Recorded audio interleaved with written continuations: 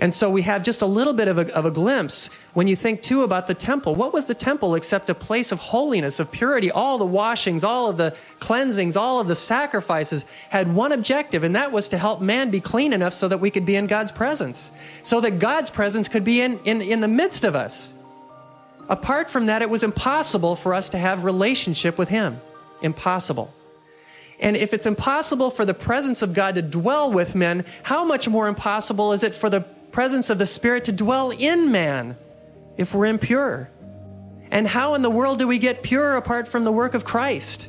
How can we be pure? How can we be righteous before God? How can we be a dwelling place for the Holy Spirit if we're not right with God? And how can a man be made right with God or a woman be made right with God apart from this sacrifice of Christ, of the resurrection of Jesus?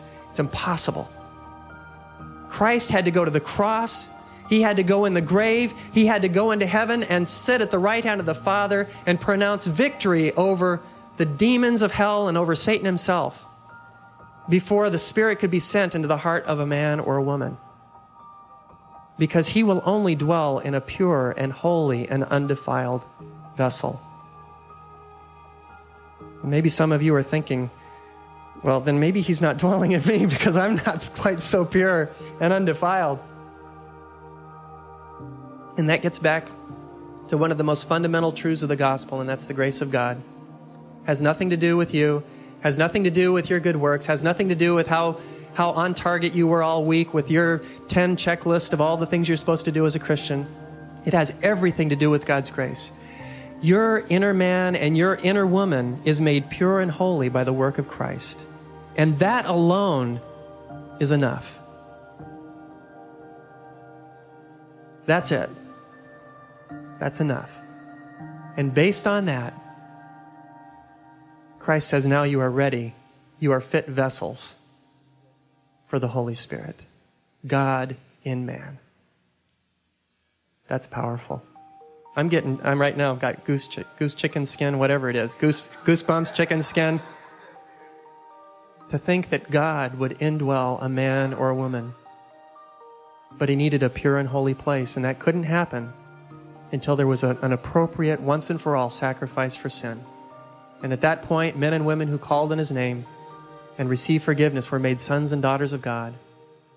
And at that moment, they were purified and cleansed, clothed with the righteousness of Christ, and they became a dwelling of God.